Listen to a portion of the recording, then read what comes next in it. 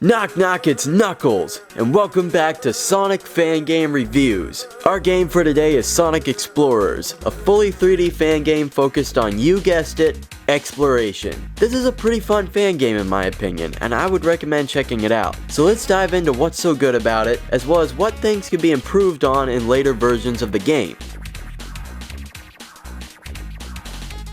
In Sonic Explorers, you have to find these pink gates. Passing through one will create a set of blue orbs you must collect before the timer runs out. Running through the pink gate again will reset the timer. Once you've collected enough of the orbs, you'll be able to enter the goal ring. However, there are plenty more blue orbs for you to collect afterwards, as well as the 5 red rings. The red rings don't seem to do anything yet, but I'm sure they will in future updates. While it's very easy to collect absolutely every blue orb in the stage, it's quite nice that you don't have to collect all of them to move on. Unlike a certain other Sonic game where you do have to collect every single fucking thing in the stage before you move on.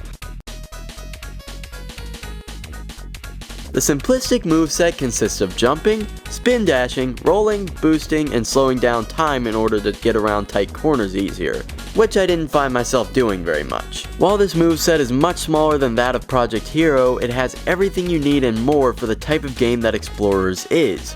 However, I also find that you have to be quite precise with the homing attack.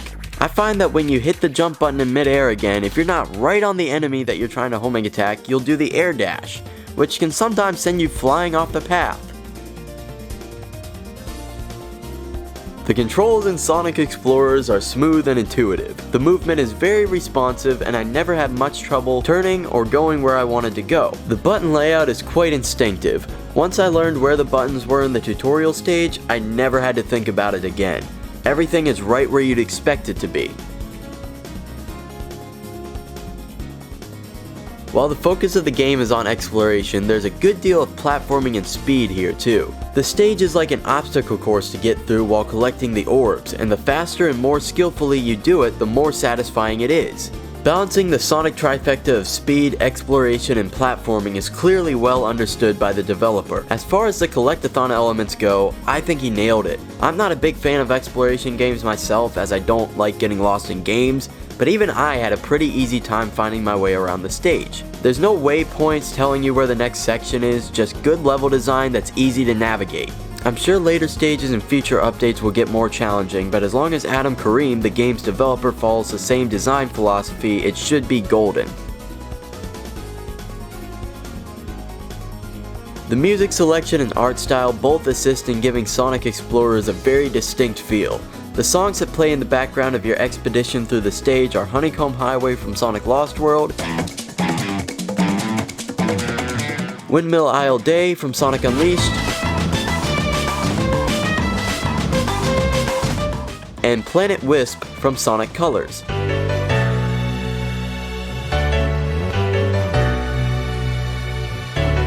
All 3 songs are pretty laid back and get you in the mood to explore the stage, with the first song being a bit more energetic to get your feet in motion. I quite like the art style of the level. Everything is textured with brush strokes, almost as if Sonic is running around in a painting. The enemies, trees, and other objects all look somewhat cartoony, which makes the game look unique. However, there are some aspects of Sonic Explorers that I feel could be improved upon. First off, there doesn't seem to be any physics in the game, and if there are, they're poorly executed. When I try to roll down a slope, I expect to gain momentum and speed up, but instead I'm slowed down to a crawl. Same thing when you let your spin dash go for more than a second or two. The only thing the roll is useful for here is getting under these crawl spaces. It's basically the same implementation as the slide move from most other Sonic games. Things like this make the game feel a bit restrictive. Why can't I spin dash jump off this hill to get to this platform? Why can't I run up this slope? And why don't I get faster rolling down this one? I get that momentum-based physics aren't necessary for an exploration game like this, especially when you have the boost ability at your disposal, but their exclusion makes it feel less like a Sonic game in my opinion. It's even stranger considering that the original demo of the game does seem to have some sort of momentum, and a faster spin dash. However, if I had to guess, the spin dash was probably nerfed in the second release to make the game easier to control, as this level does seem to have tighter roadways with more obstacles than the first demo. The game starts out with a very quick tutorial stage to get you familiar with the controls and gameplay mechanics. It's over before it can really become too annoying, but man, it had me wondering if Omochao himself came to life and made the stage. Every couple steps I get stopped in my tracks by a pop-up text box. It's just as bad as Seagate from Sonic Heroes.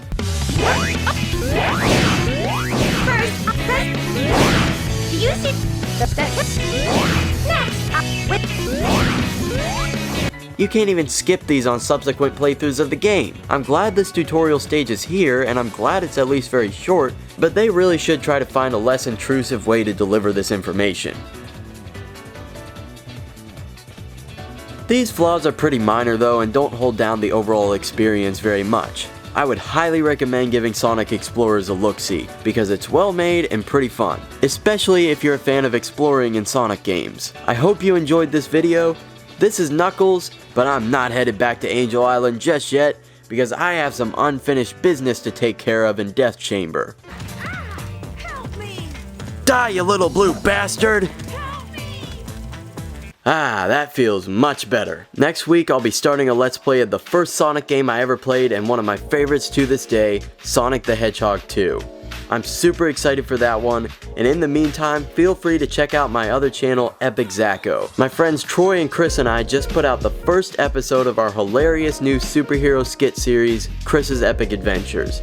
I would greatly appreciate you taking the time to check it out if you're interested. The links are on screen and in the description. That's all I've got for you for now, so have a great week.